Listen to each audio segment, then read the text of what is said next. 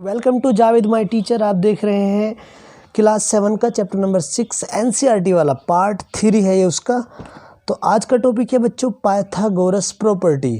Pythagoras कौन थे सबसे पहले बता देता हूँ आपको। पाइथागोरस एक मैथमेटिशियन थे। कब के थे पता है? आपके परदादा के भी परदादा के भी परदादा के भी परदादा के भी, आप इस तरह से 20-25 बार कहोगे ना तब जाके इतने पुराने परदादा थे ये। यानी आज से हज़ारों साल पहले, एग्जैक्टली कहूँ तो 2600 साल पहले, 2600 साल पहले के थे ये बाबा, जिन्होंने ये मैथमेटिक्स की ये वाली प्रॉपर्टी बताई है। तो बड़ी दिलचस्प प्रॉपर्टी है ये, लेकिन इसे समझने से पहले मैं आपको कुछ छोटी छोटी बातें समझाऊंगा ताकि फिर आपको ये प्रॉपर्टी दिल से और गहराई से समझने में मदद मिले। तो चलो शुरू करते हैं। मुझे क्या क्या समझाना है आपको। प्रॉपर्टी बाद में, पाइथागोरस फिर में जो है पाइथागोरस जो प्रॉपर्टी है यानी पाइथा बाबा की जो ये थ्योरी है, जो ये नियम है, जो ये कानून है, ये हम बाद में बताएंगे। लेकिन उससे पहले आपको बेसिक चीज़ें समझनी होंगी जो इस प्रॉपर्टी में काम आने वाली है। क्या है देखो, सबसे पहले आपको पता होना चाहिए कि स्क्वायर किसको बोलते हैं। तो पहले नंबर में समझते हैं। कोई आपसे कहे 1 का स्क्वायर बताओ, तो 1 का स्क्वायर क्या होता है? 1 की मल्टीप्लाई 1 में कर दो, मतलब 1 × 1, तो क्या आएगा आंसर 1। कोई कहे आपसे 2 का स्क्वायर बताओ, 2 का स्क्वायर यानी वर्ग, वर्ग को ही इंग्लिश में स्क्वायर बोल देते हैं, स्क्वायर। ठीक है, तो 2 का स्क्वायर क्या होगा? 2 की 2 में मल्टीप्लाई करनी है तो 4। 3 का स्क्वायर क्या हो जाएगा? 3 की 3 में। डबल नहीं करना है कभी, आप डबल सोच रहे हो कि 3 का 6 हो जाएगा, नहीं, 3 का 6 नहीं होगा, 3 की 3 में, यानी उसी का थप्पड़ उसी में मारना है। 3 की 3 में मल्टीप्लाई, 3 की 3 में, तो क्या आएगा 9, बिल्कुल 9 आएगा, तो 9 हो जाएगा। 4 का 4 में थप्पड़ मारो, यानी 4 का थप्पड़ 4 में, कितना आएगा 16, तो 16 आप इसी तरह बना सकते हैं। तो मेरी आपको ये सलाह है बच्चों कि आप ये 20 तक कम से कम याद करो। 5 का थप्पड़ 5 में 25, 6 का थप्पड़ 6 में 36, 7 का जब 7 में मारेंगे 49, 8 का थप्पड़ 8 में तो 64, और 9 का थप्पड़ 9 में तो 81, और 10 का थप्पड़ 10 में तो 100। इसी तरह 11 का थप्पड़ 11 में तो 121। अब आप खुद बना लेना और 20 तक जरूर याद कर लेना, जरूर जरूर जरूर। ठीक, तो चलो अब बढ़ते हैं हम आगे। वो नंबर वाले स्क्वायर तो आपने समझ लिया। अब समझते हैं आप अंग्रेजी के जो XYZ PQRS होते हैं, इनका स्क्वायर कैसे लिखेंगे। आपसे कोई कहे P का स्क्वायर लिखो तो ये तो P है, लेकिन अगर P का स्क्वायर लिखना है तो फिर कैसे लिखेंगे? P का स्क्वायर का मतलब है P लिखने के ऊपर आपको उसके बाद 2 लिख देना है, इसके ऊपर, इसके सर के ऊपर लिख देना है, यानी इसकी पावर है। तो P की पावर 2 भी कह सकते हैं इसको, हिंदी में P की घात 2, और P का स्क्वायर भी कह सकते हैं। तो जब भी ऊपर 2 लिखा हो तो आप समझ जाओ वो इसका जिसका मतलब जिसके ऊपर वो लिखा हुआ है वो उसका स्क्वायर माना जाएगा। तो चलो पढ़ना सीखते हैं। किसी ने लिखा है M के ऊपर 2, तो क्या लिखेंगे, पढ़ेंगे इसको हम M का स्क्वायर। अगर लिख रहा है कहीं T के ऊपर 2 तो क्या पढ़ेंगे T का स्क्वायर। कहीं लिख रहा है R के ऊपर 2, R का स्क्वायर। X के ऊपर 2, X का स्क्वायर। H के ऊपर 2 लिख रहा है तो H का स्क्वायर पढ़ेंगे। मतलब आप समझ गए। अगर कहीं लिख रहा है कि मोदी के ऊपर 2 लिख रहा है तो आप समझ जाओ मोदी जी का स्क्वायर। तो स्क्वायर भी आप ये वाला स्क्वायर भी सीख गए। ठीक है, वो गणित वाला स्क्वायर था नंबर वाला जो हमने सीखा, अब ये इंग्लिश वाले वर्ड वाला सीख गए। अब थोड़ा और आगे बढ़ जाते हैं। अब बात कर लेते हैं, अगर कोई आपसे कहे लाइन खींचने के लिए बोले, कहे कि 3 सेंटीमीटर की लाइन खींचो, तो आप पैमाने से लाइन खींच देंगे नाप कर, ये खींच दी। अब कोई कह रहे इस लाइन का स्क्वायर बनाओ, तो अब ना तो ये नंबर का स्क्वायर है ना इंग्लिश के वर्ड का स्क्वायर, तो लाइनों का स्क्वायर कैसे करते हैं? ठीक ऐसी लाइनें एक और खींचो इतनी बड़ी मिला के।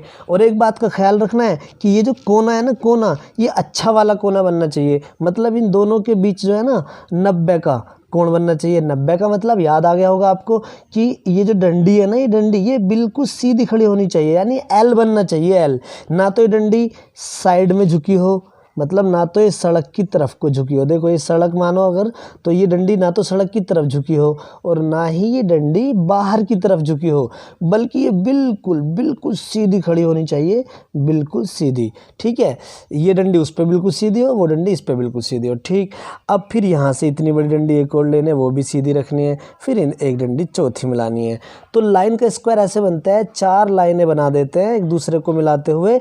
और ख्याल क्या रखना है, चारों लाइन बराबर होनी चाहिए और उनके जो कोने हैं वो भी चारों क्या होने चाहिए, बराबर होने चाहिए। मतलब वो 90-90 के होने चाहिए, यानी वो L बने हुए होने चाहिए। तो हम L को क्या बोलते हैं, राइट एंगल। जहाँ भी एल बनता है वो क्या मानते हैं, राइट एंगल, और निशान होता है राइट एंगल का ये वाला, ऐसे कर देते हैं।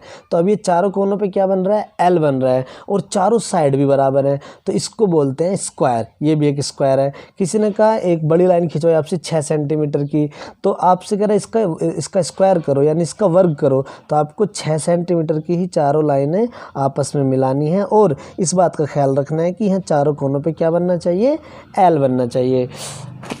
कुछ बच्चे कंफ्यूज हो सकते हैं इस बात से, किस बात से, कि चारों लाइनें तो बराबर हैं, देखो ये लाइनें चारों बराबर हैं माना, ठीक लिख रहा है कि ये भी 5 सेंटीमीटर, ये भी 5, ये भी 5, ये भी 5, लेकिन साफ दिख रहा है कोने बराबर नहीं है। ये देखो यहाँ तो झुक रही है सड़क एक दूसरे के ऊपर, और यहाँ पे खुल रही हैं, यानी यहाँ 90 से ज़्यादा वाला कोण है ऑब्ट्यूज एंगल, और यहाँ भी, और ये दोनों छोटे कोण है एक्यूट एंगल, तो ऐसा नहीं चलेगा, ये वर्ग नहीं है। साइड तो बराबर है इसकी, मगर इसके एंगल सारे बराबर नहीं है, सारे एंगल एल होने चाहिए थे, तब ये स्क्वायर बनता। तो ये बात भी आपने सीख ली। अब और आगे बढ़ चलो, अब हमें सीखना है कि ये जो निशान है, ये निशान, इस निशान का क्या नाम होता है। भैया मैं तो इसको देसी भाषा में कार बोल देता हूँ, कार का निशान, लेकिन गणित में इसका नाम होता है स्क्वायर रूट। क्या होता है, स्क्वायर रूट, और हिंदी में कहते हैं इसको वर्गमूल। अपनी कॉपी पेंसिल साथ रखो और नोट जरूर कर लिया करो। वर्गमूल बोलते हैं इस निशान को, और इंग्लिश में स्क्वायर रूट बोलते हैं, ठीक है। लेकिन मैं आपको समझाने के लिए इसको कार बोलूँगा, ठीक।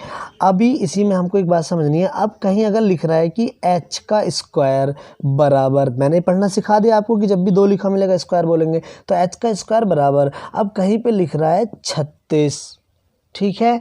तो अब क्या कर सकते हैं, देखो जब भी किसी के ऊपर स्क्वायर लिखा हो, ठीक, इंग्लिश के अक्षर के ऊपर स्क्वायर लिख रहा है और हम चाहते हैं कि ये स्क्वायर गायब हो जाए, चलो मैंने लिख दिया h, देखो स्क्वायर गायब कर दिया। तो जब भी स्क्वायर गायब करोगे तो स्क्वायर गायब होने के बदले में क्या करेगा, दूसरी तरफ कार चढ़ा देगा, दूसरी साइड आप कार चढ़ा दो, इधर का स्क्वायर गायब, यानी कार के बदले में आप स्क्वायर को गायब कर सकते हैं। ये एक बात है जो आपने सीख ली है, ठीक है। अगर कहीं पे अगर हम उल्टा करना चाहें, हम चाहते हैं कि ये अब एग्ज़ाम में हमारे सामने ये लिखा आ गया, हम चाहते हैं कि इसकी कार गायब हो जाए, तब क्या करेंगे, तब ये भी आपको बात सीखनी पड़ेगी। तो चलो सीख लेते हैं। देखो अगर कार के अंदर लिख रहा है 1, अगर कार के अंदर लिख रहा है 4, अगर कार के अंदर लिख रहा है 9, अगर कार के अंदर लिख रहा है 16, ध्यान करो मैंने क्या सिखाए थे, जब अभी जस्ट थोड़ा पहले क्या सिखाए थे, वर्ग सिखाए थे कि 1 का वर्ग कैसे निकलता है, 1 की गुणा 1 में करो, 2 का वर्ग कैसे निकलता है 4, 3 का वर्ग 9, 4 का वर्ग 16, ठीक है। मैंने इस तरह आपको सिखाए थे 5 का वर्ग 25। तो ये जो इधर वाले थे ये तो वर्ग थे, तो अगर ये वाले वर्ग इन कारों के अंदर आपको मिल जाएं तो आप समझ जाना इन वापस वहीं पहुंचना है जहां से बने थे। 16 किससे बना था, 4 से बना था, तो आप बाहर निकाल सकते हो, इससे जो पैदा होएगा ना वो 4 पैदा हो जाएगा। यानी 16 अगर कार के अंदर है तो कार से जब बाहर आएगा तो वो बन जाएगा, ध्यान करो 16 बना किससे था, 4 का थप्पड़ 4 में मार के बना था, तो वो बाहर निकाल देना है आपको, है ना। ज़बानी सीखनी है चीज़ें, तरीका भी बता देंगे क्यों है, लेकिन जब वर्गमूल का कोई चैप्टर आएगा अलग से, बहरहाल यहाँ पर इतना सीख लो आप कि कैसे करते हैं। तो 9 का क्या बाहर आ जाएगा, 3 बाहर आ जाएगा, कार गायब, 4 का बाहर 2 आ जाएगा, कार गायब, और 1 का बाहर भी 1 ही आता है, आप याद रखें। इसी तरह आगे अगर करोगे तो 25 का कार से बाहर कितना निकलेगा 5, 36 का कितना निकलेगा 6। अब कुछ बच्चे सोच रहे होंगे सर 9 के बाद 10 भी तो आता है, 11 भी तो आता है, तो इनका कार से बाहर आसानी से नहीं निकलेगा, इनका पॉइंटों में निकलेगा, तो इसकी इस वक्त यहाँ पे ज़रूरत नहीं है, तो यहाँ हम इसको नहीं सिखा रहे आपको। आप मोटा मोटा सीखेंगे वही जो हमने 20 तक के नंबर अभी सीखे थे। जैसे आपका आ गया 121 कार के अंदर, तो आपने पता 11 बाहर आ जाएगा, 144 का 12 बाहर आ जाएगा, तो ये करना है आपको। अगर बच्चों ने 20 तक के वर्ग पहले सीख लिए, मैंने वीडियो के शुरू में कहा था ना 20 तक के कर लेना, तो फिर ये आपको समझ में आसानी से आ जाएंगे। तो ये भी एक बात थी जो आपने सीख ली है। देखो स्टूडेंट, अब मेरे सामने 3 तरह के त्रिभुज बने हुए हैं, तीनों पे ध्यान से देखते हैं। इन तीनों त्रिभुजों में ध्यान से देखो कौन से में एल बन रहा है आपको। तो इसमें जब देखेंगे तो देखो दोनों सड़क एक दूसरे पे क्या हो रही है, झुकी हुई हैं। यहाँ भी क्या रहा है, एक सड़क पे दूसरा खंभा झुका हुआ है, यहाँ भी झुका हुआ है, तो यहाँ पे एल नहीं बन रहा। इसमें देखो यहाँ पे झुका हुआ है, यहाँ पे झुके और यहाँ पे सड़क से बाहर की तरफ भाग रहा है, मतलब ऑब्ट्यूज बड़ा वाला एंगल है और यहाँ दो छोटे हैं। लेकिन हमको तलाश किसकी है, राइट एंगल। देखो कौन से में है, इसमें क्या है, ये बन रहा राइट एंगल, देखो ये मिल गया साफ साफ। तो पायथा बाबा ने जो बात बताई है ना, वो राइट एंगल के बारे में बताई है। ऐसे त्रिभुज के बारे में बात बताई है उन्होंने, जो अपना नियम बताया है जिसमें एक राइट एंगल जरूर हो। तो पायथा बाबा इनका इलाज करने में नाकाम थे। केवल पायथा बाबा ने इस त्रिभुज के बारे में बात बताई है जिसमें एक कोना एल हो, यानी राइट एंगल हो, यानी सीधा खड़ा हो, बिल्कुल राइट खड़ा हो। बताया था ना पिछली वीडियोस जब आप देखे होंगे आपने कि जब सड़क पे बिल्कुल सीधा खंभा खड़ा हो तभी पब्लिक कहेगी हाँ हाँ हाँ सही खड़ा है, राइट खड़ा है, बिल्कुल ना इधर झुक रहा ना उधर झुक रहा। यानी हम इसे राइट एंगल बोलते हैं जब सीधा आपका एल बन रहा हो। तो पायथा बाबा ने ऐसे वाले त्रिभुज के बारे में ही, यानी राइट एंगल त्रिभुज के बारे में ही अपने नियम बताए हैं। तो क्या नियम बताएं, चलो इस पर भी बात करते हैं। उन्होंने बताया कि पहले तो ये बात सुनो, जहाँ 90 का कोण बन रहा है, राइट एंगल बन रहा है जहाँ पे, उसके ठीक सामने वाली जो साइड होती है, सामने वाली राइट एंगल के सामने वाली जो साइड होती है उसका नाम बताया उन्होंने पहले तो इसका नाम क्या होता है, हाइपोटेनस। क्या होता है इसका नाम, हाइपोटेनस, हाइपोटेनस, ठीक, एच बोल देते हैं इसको शॉर्ट में।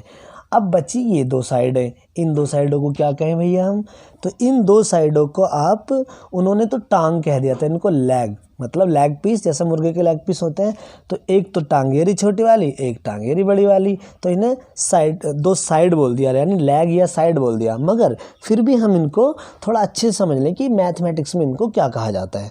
देखो इनको कहा जाता है बच्चों, अगर जो आप अभी अगर आपके देखो जब आप 10th में पहुंचेंगे तो एक चैप्टर है ट्राइगोनोमेट्री, तो उस ट्राइगोनोमेट्री में ऊंचाई दूरी का एक चैप्टर आएगा, तो यानी हाइट एंड डिस्टेंस। तो उसमें एक बात और होगी, राइट एंगल तो ये आपका है ही, ये जो दो एंगल बच्चे, इनमें से किसी एक एंगल पे वो एंगल दिया होगा, जैसे यहाँ पे 30 लिखा हो या 40 50 जो भी दे रखा होगा वो दे देगा यहाँ पे वो, और या फिर वो यहाँ दे देगा, यहाँ नहीं देगा तो फिर ठीक है। तो इस बात को समझने की कोशिश करो जो बता रहा हूँ।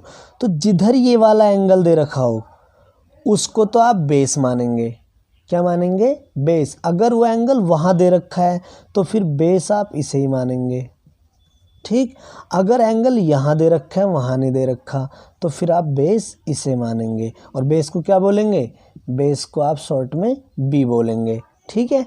और जो दूसरी साइड बचेगी बेस से, जैसे अब हमारा ये तो बेस हो गया, तो खड़ी वाली साइड बची, इसका नाम रहेगा परपेंडिकुलर, परपेंडिकुलर, ठीक है। और इसको पी बोलेंगे शॉर्ट में। हिंदी वाले भी समझ लो, हाइपोटेनस को बोलते हैं कर्ण, नोट कर लेना। बेस को बोलते हैं आधार, और परपेंडिकुलर को बोलते हैं लंब, ठीक है। तो हिंदी वाले साथ साथ नोट कर लें। तो ये तीन चीज़ें भी पायथा बाबा ने बताई कि आपको एक हाइपोटेनस होती है जो 90 वाले कोण के यानी एल के ठीक सामने होती है, ये सबसे बड़ी साइड होती है। हाइपोटेनस क्या होती है, सबसे बड़ी साइड होती है। और ये जो दो बची उनमें एक बेस होता है और एक लंब होता है। अब करते हैं तो पायथा बाबा ने क्या बात बताई। पायथा बाबा ने कहा कि अगर ये जो हाइपोटेनस है अगर ये अपना वर्ग बना ले, तो अपना वर्ग कैसे बनाएगी, पहले चित्र से समझते हैं, यानी जगह घेरती है। तो ये जो डंडा है ये कह रही कि मैं तो अपना वर्ग बना रही हूँ। तो वर्ग कैसे बनाते हैं, डंडे वाले हिसाब से, चित्र के हिसाब से। क्या बताया था मैंने, इस डंडे के बराबर आपको चारों तरफ से घेरना पड़ेगा, और चारों एल बनने होने चाहिए। तो चारों एल ही बने हुए हैं, तो ये एच का क्या हो गया, ये एच का वर्ग हो गया। तो ये तो एच थी जब तक तो ये डंडी तो, लेकिन अब ये जो पूरा चित्र बना है इसको क्या कहेंगे हम, एच का वर्ग। अब आते हैं बेस। तो इसने तो अपना वर्ग बना लिया, अब बची ये बेचारी टांग, यानी बेस और लंब परपेंडिकुलर। ये कहेंगे भैया हम भी अपना वर्ग बनाएंगे, इसने तो पहले डंडा था ये तो इसने अपना बिजनेस बढ़ा लिया, तो वर्ग बन गया भाई। तो ये कहेंगे हम भी अपना यार बिजनेस बढ़ा लेते हैं, तो इसने भी, बेस ने भी अपना वर्ग बना लिया। और अब ये क्या है, ये जो खेत सा मैंने बनाया ये अब बी स्क्वायर हो गया, बेस का स्क्वायर। तो ये परपेंडिकुलर ही क्यों पीछे रहने वाला है, इसने भी क्या किया, अपना वर्ग बना लिया, इसने भी अपना वर्ग बना लिया। तो इसका क्या हो गया, p का स्क्वायर हो गया ये। ठीक, ये जो अलग अलग 3 खेत दिखाई दे रहे हैं जो बीच है, ये इसकी बात नहीं कर रहे हम ये जो 3 अलग अलग खेत बने इनकी बात कर रहे हैं। तो ये हाइपोटेनस का स्क्वायर हो गया, ये परपेंडिकुलर का हो गया और ये बेस का हो गया। तो पायथा बाबा ने क्या बात बताई कि जब ऐसा हो जाए, ये जो हो जाए, ये चित्र हमने बना लिया, तो उन्होंने एक बात बताई कि ये जो हाइपोटेनस वाला जो खेत बना है, वर्ग बना है, स्क्वायर बना है, हाइपोटेनस का जो स्क्वायर बना है, ये अकेला इन दोनों के बराबर है। तराजू में एक तरफ इन्हें रख दो दोनों को, एक तरफ इनको, तो बिल्कुल बराबर है। यानी हम कह सकते हैं, उन्होंने कहा कि एच स्क्वायर जो है ना वो बराबर है किसके, इन दोनों को एक जगह कर दो तब बराबर है P square plus B square. कोई बच्चा अगर बी पहले लिख दे तो भी कोई प्रॉब्लम नहीं है, बी पहले लिख सकते हो तब भी कोई प्रॉब्लम नहीं है। तो हाइपोटेनस का जो खेत है, हाइपोटेनस क्या बोल रही है, मेरी अकेले का खेत तुम दोनों के खेतों के यानी बेस और परपेंडिकुलर के खेतों के जो स्क्वायर हैं उन दोनों को मिलाकर भी अकेला बराबर है।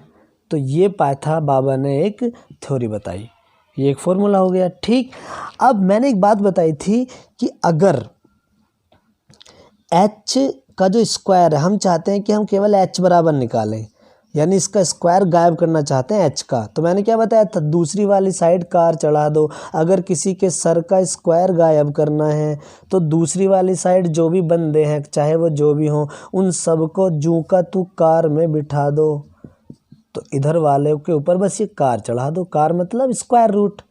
तो एक फार्मूला ये भी है, वो फार्मूला भी ठीक है और ये फार्मूला भी ठीक है, इसे आप नोट कर लो। अभी तो मैं इसे थोड़ा और मज़ेदार तरीके से बताऊंगा, फिलहाल नोट कर लो तुम इसे, ठीक है। वीडियो रोको और इन्हें नोट कर लो, चित्र को भी और ये जो मैंने नाम वगैरह लिखे हैं इनको भी। पायथा बाबा की इस बात को यहाँ हम एक इस एग्जाम्पल से बहुत ही आसानी से समझ सकते हैं। देखो कितना लिख रहा है, ये लिख रहा है 6 बेस, परपेंडिकुलर कितना है 8 और हाइपोटेनस है 10। तो चलो चेक करते हैं। हाइपोटेनस बोल रहा है अभी मेरा जो स्क्वायर है, यानी हम इस हाइपोटेनस का स्क्वायर बनाते हैं, तो स्क्वायर कैसे बनेगा इसका, ये ऐसी ऐसी डंडी यहाँ पे ये साइड जो है वो बना लेगा। ठीक, तो ये तो हो गया इसका, तो ये चित्र तो हो गया ये वाला, लेकिन नंबर का स्क्वायर कैसे होएगा, 10 तो इस साइड का नाम है, तो स्क्वायर कितना हो जाएगा 10 का, ये सब भी तो 10-10 की साइड हो गई, ये भी 10, ये भी 10, ये भी 10। तो स्क्वायर पता कैसे निकलता है, जब 4 डंडी बिल्कुल बराबर हों और उनके कोने भी एल हो तो उनका स्क्वायर पता कैसे निकलता है, 10 का थप्पड़ 10 में मार दो, मतलब इस डंडी की गुणा इस डंडी में कर दो, कोई सी भी, चाहे इन दोनों की कर दो चाहे इन दो, 10 आपस में 2 डंडियों की गुणा कर दो। ठीक है, तो 10 ढाई 100 स्क्वायर आ गया इसका।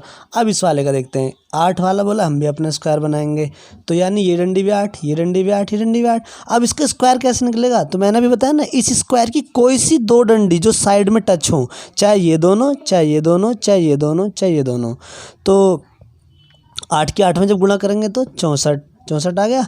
अब ये बोले भी हम भी बनाएंगे अपना स्क्वायर, इसने भी अपना स्क्वायर बनाया, इसकी डंडी कितनी 6 6 6, तो इसका स्क्वायर कैसे निकलेगा, 6 की 6 में गुणा करके 36। अब बाबा की बात चेक करते हैं, बाबा की बात सही है नहीं। बाबा ने कहा था कि हाइपोटेनस का स्क्वायर जो है ना, हाइपोटेनस का स्क्वायर अकेले का स्क्वायर उन दोनों के मिला के बराबर बैठेगा। तो देखो अकेले का कितना है इसका 100 और इन दोनों का मिलाते हैं, 36 और 64 एक जगह मिला दो, 36 प्लस 64 कितना आया, ये भी 100 हो गया और ये भी 100 था। तो बाबा की बात बिल्कुल ठीक है, पर ये वो वाले बाबा नहीं है जो आजकल के बाबा तांत्रिक, उनकी बात बिल्कुल झूठ होती है।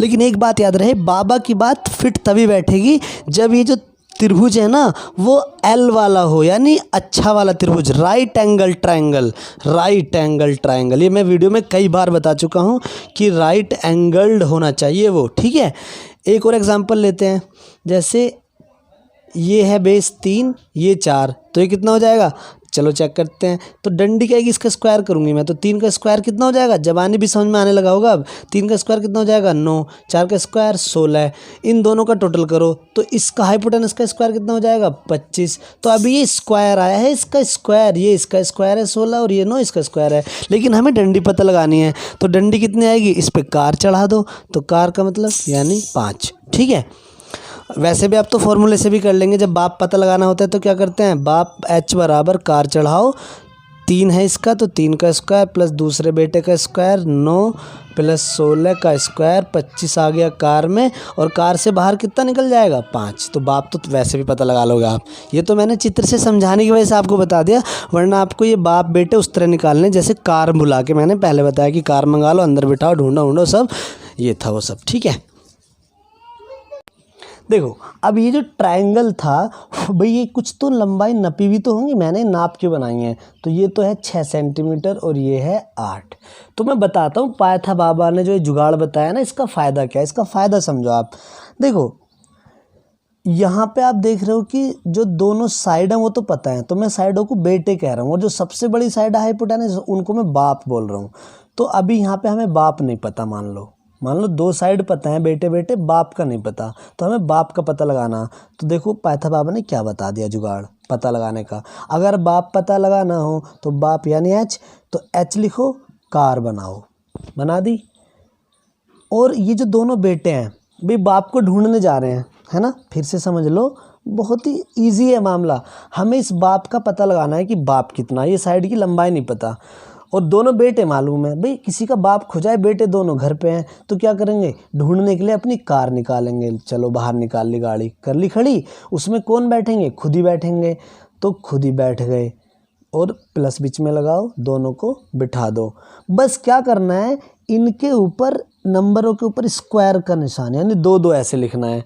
अब हल कर दो बस, यानी बेटे बैठ तो गए लेकिन ऐसे नहीं बैठे, अपनी फुल तैयारी के साथ बैठे, स्क्वायर के साथ। कार के अंदर भी अपना हेलमेट बेल्ट वेल्ट सब लगा के बैठे हैं, मतलब पता ना कहाँ क्या ज़रूरत पड़ जाए, बाप पता नहीं कहाँ फंसे हों। तो जो ये साइड है, इस साइड ऐसी नहीं बैठी, अच्छी तरह से स्क्वायर वगैरह पहन के बैठी हैं। ठीक है, तो अभी ना थोड़ा खोल लेते हैं। 6 का स्क्वायर कितना होता है, तो मैंने सिखा दिया आपको शुरू में वीडियो के कि 6 का स्क्वायर, 6 की 6 में थप्पड़ मारो 36, 8 का स्क्वायर, 8 का 8 में थप्पड़ मारो 64। अब इन्हें जोड़ो, 64 और 36 100 हो गया। अब हमें तो एच पता लगाना है, तो हमारे याद आएगा, अरे 100 तो कार में से बाहर आ जाता है। जब वो लिस्ट आपने सीखी थी, मैं सिखा रहा था कि 16 का बाहर 4, 25 का बाहर 5, तो इसी तरह 81 का बाहर कार के अंदर से बाहर निकालेंगे जब 9, तो कार से निकालने का नियम है, जब कार से बाहर लाते हैं ना वो कम रह जाता है। कितना कम, वो ही रह जाता है वो जिसके थप्पड़ से पैदा हुआ था। तो 100 किसके थप्पड़ से पैदा होगा, 10 का थप्पड़ 10 में, तो 10 बाहर आ गया। ठीक है, तो ये तरीका है बाप को ढूंढने का है। वीडियो को दोबारा देख लेना, अच्छी तरह समझ लेना इन चीज़ों को। अब देखो, तो बाप ढूंढने का तरीका तो बहुत आसान था। दोनों बेटे कार में बैठ जाएंगे, अपना स्क्वायर पहन लेंगे, प्लस कर दो, टोटल करके फाइनल आंसर निकाल दो। अब माना इस बार कंडीशन ये है कि बाप पता है, बेटा एक पता है और एक बेटा नहीं पता, तब क्या करोगे आप भैया। तो देखो कितना आसान है तब भी। अब क्या करना है, आपको बेस पता लगाना है, ये वाला बेटा पता लगाना है, मतलब एक साइड पता लगानी है। तो इसका तरीका यह है कि जब भी कोई सी साइड पता लगानी हो तो साइड यहाँ लिख ली, हमें इसको ढूंढना है ना, जिसको ढूंढना हो उसे यहाँ लिखो, फिर कार बनाओ। इसमें भी पहले कार ही निकालेंगे। खोया कौन है, बेटा। ढूंढने वाले कौन कौन है, एक तो बाप है और एक बेटा है, ये दोनों ढूंढने के लिए चलेंगे। तो कार में पहले किसे बिठाओगे आप, बाप को बिठाना चाहिए, तो बाप का स्क्वायर। देखो बहुत ही मज़ेदार है एकदम। कार निकाली हो भी जल्दी से, निकल गई कार, बाप पहले बैठ गया। भाई बाप बड़े होते हैं, बड़ों को पहले बैठना चाहिए, इज्जत देनी चाहिए उन्हें। तो बाप पहले बैठ गया, स्क्वायर पहन लिया अपना। अब एक बात ध्यान रखनी है बस यहाँ पे, अब इस बाप के साथ बैठेगा कौन, बेटा। तो जब बाप के साथ बेटा बैठता है तो क्या कुछ फ़र्क नहीं रहेगा, बिल्कुल मिलके ही बैठेंगे। बाप और बेटे में कुछ तो अंतर रहता है या बस सेम ही होते हैं, गले में हाथ डाल लोगे आप नहीं डाल सकते। तो बाप बेटे में कुछ तो अंतर होता है, इसलिए अंतर मतलब डिफरेंस। बाप बेटे में डिफरेंस होता है, तो बाप के तुरंत बाद डिफरेंस का निशान लगाओ, और यहाँ पे ये जो दूसरा बेटा है उसका स्क्वायर लिख दो। बहुत ही आसान है। जब कार के अंदर ढूंढने के लिए बाप और बेटे जाएं तो बीच में डिफरेंस लगाना है बस, और जब दोनों बेटे बाप को ढूंढ के लाएं तो दोनों में प्लस लगाना है बीच में। अब इनके खोल दो। 10 का स्क्वायर 100 होता है, 8 का स्क्वायर 64 होता है, 100 में से 64 गए 36। कार अभी भी चलेगी ऐसी। अब कार के बाहर से कितना आएगा, 36 का 6, क्योंकि कार के अंदर जब बाहर निकलता है तो कम निकलता है। तो ये कौन आ गया, ये वाली साइड पता चल गई 6, पता लगा ली हमने 6, बी बराबर आ गया 6। तो इस तरह से हम बेटा भी ढूंढ सकते हैं, मतलब साइड भी ढूंढ सकते हैं, और अगर दोनों साइड मालूम है तो हम हाइपोटेनस ढूंढ सकते हैं। अब गणित की भाषा में कहें तो हाइपोटेनस अगर पता लगानी है तो बेस और परपेंडिकुलर को कार में बिठाओ, जोड़ दो, स्क्वायर कर दो, बाहर निकाल दो। और अगर हमको कोई सा परपेंडिकुलर या बेस निकालना है तो फिर बाप को बिठाओ यानी हाइपोटेनस को कार के अंदर बिठाओ, स्क्वायर करो, डिफरेंस का निशान लगाओ, और जो भी बचा है बेस बचा हो या परपेंडिकुलर उसका स्क्वायर करो, माइनस करो, सब फाइनल करके लाके निकाल दो आंसर। तो पाइथा बाबा ने भैया ये बात बताई, और कब बताई? देखो 2600 साल पहले बता दी। तो तुम सोचते होंगे ना बड़े बूढ़ों पे मैथ नहीं आता, ये नहीं आता। भाई बड़े बूढ़े बहुत बड़े थे, है ना। तो अगर आपको ये वीडियो समझ आया ना, पसंद आया, तो भैया इसको सब्सक्राइब कर दो। सब्सक्राइब करोगे तो ही कुछ काम हमारा भी आगे बढ़ेगा। Thank you very much. Like करो, शेयर करो, सब करो जो करना है। बहुत बहुत शुक्रिया वीडियो देखने के लिए।